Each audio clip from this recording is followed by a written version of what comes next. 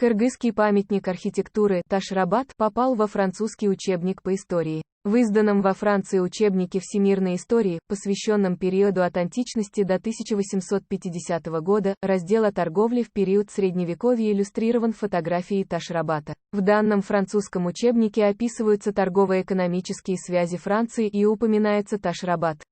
Таш-Рабат, архитектурный памятник, караван-сарай, построенный в 9-10 веках, находится на территории современного Атбашинского района Нарынской области Кыргызстана. Считается, что Таш-Рабат был ключевым пунктом на Великом Шелковом пути при переходе через Тянь-Шань.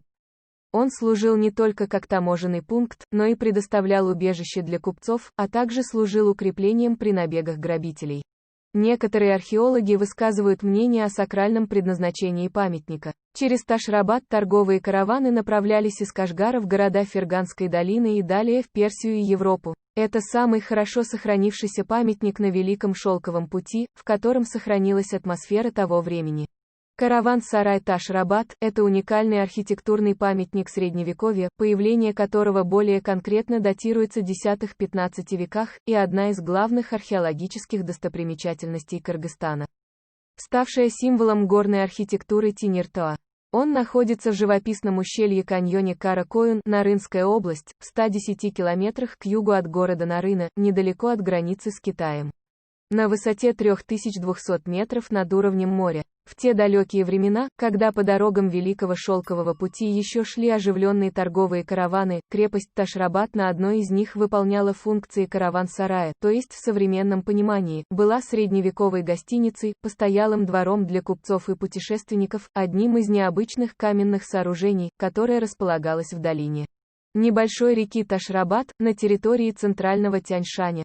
Караван-сарай находился на торговом пути, который тогда связывал Чуйскую и Ферганскую долины с Кашгаром. Кыргызские скотоводы и охотники считали эту каменную постройку весьма необычным сооружением и связывали с ней свои старинные легенды. В конце XIX – начале XX веков ученые вплотную занялись исследованием Таш-Рабата, они вели споры относительно времени сооружения памятника, по-разному определяли назначение и культурную принадлежность этого комплекса.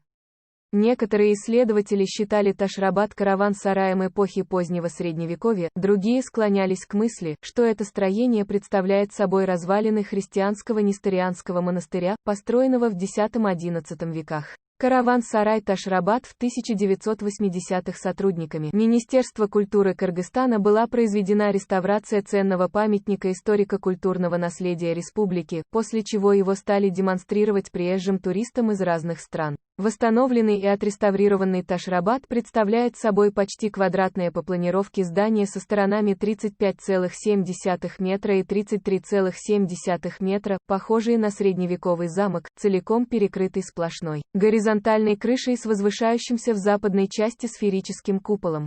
Главный фасад здания расположен с восточной стороны. Это высокая, мощная каменная стена с угловыми башнями и воротами с высоким порталом и аркой. С наружной стороны вдоль восточной стены расположен широкий уступ, суфа и предвходовая площадка, вымощенная каменными плитами. Три другие стены не имеют ни дверей, ни окон.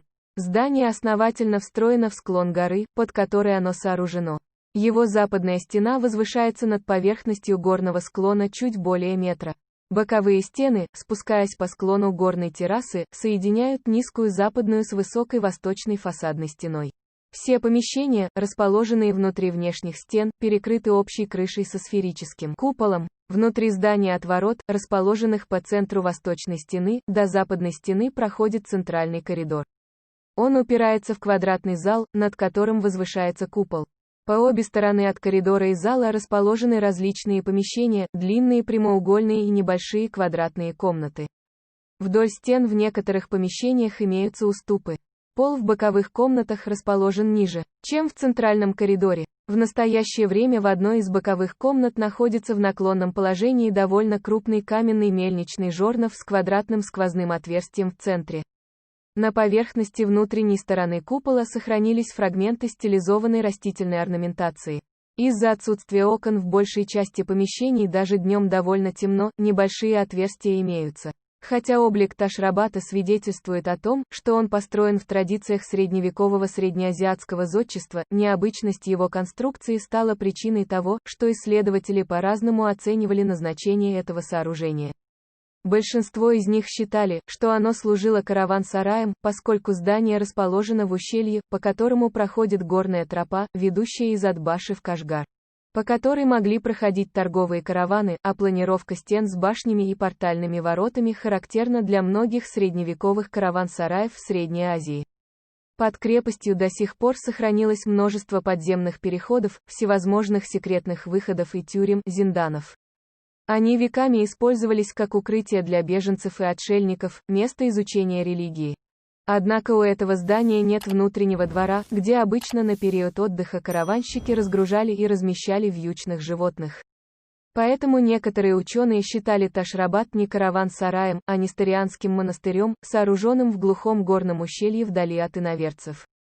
Правда, никаких находок предметов христианского культа, свидетельствующих в пользу такого предположения, в процессе раскопок обнаружено не было. На кладбище вокруг Ташрабата не было могил с несторианскими надгробиями, подобных тем, что сохранились на средневековых христианских могильниках в Чуйской долине.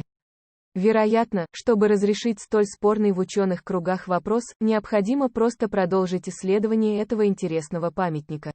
Выразительные архитектурные формы, упорядоченная планировка и кладка стен говорят об искусном мастерстве строителей, которые создали это многофункциональное сооружение. Итак, о его строителях. История создания Ташрабата немного противоречива. Если верить документам, он был построен по приказу местного правителя Мухаммед-хана. Как вы уже поняли, этот архитектурный памятник является самым большим сооружением среднеазиатского зодчества, выполненным из камня.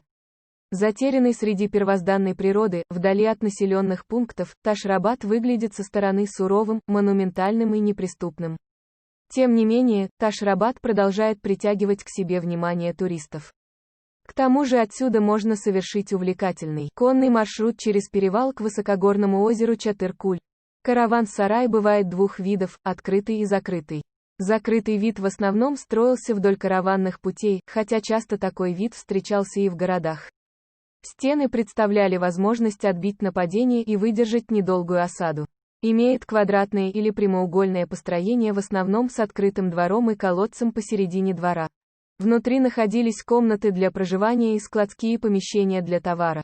В обязательном порядке присутствовал загон для вьючных животных. Встречались одно- и двухэтажные караван-сараи. В двухэтажных на втором этаже располагались жилые помещения, а на первом – склады и загоны для животных. Иногда роскошно выстроенные, но без утвари, вследствие чего путешественники должны были иметь с собой постели и ковры, равно как и жизненные припасы для себя и своих животных. Часто имелась лишь вода, иногда привезенная издалека, с большими издержками. В крупных городах караван-сараи представляли собой полноценные подобия современных гостиниц, с предоставлением дополнительных услуг, питания, чайхана, бань, денежных обменных пунктов и тому подобное. Считается, что Ташрабат был ключевым пунктом при переходе через Тяньшань, так как не только предоставлял убежище для купцов, но и служил укреплением при набегах грабителей. Ташрабат считался у кочевников несомненным чудом, которые присваивали ему сверхъестественные свойства. Необычный облик здания породил у окрестного населения множество легенд.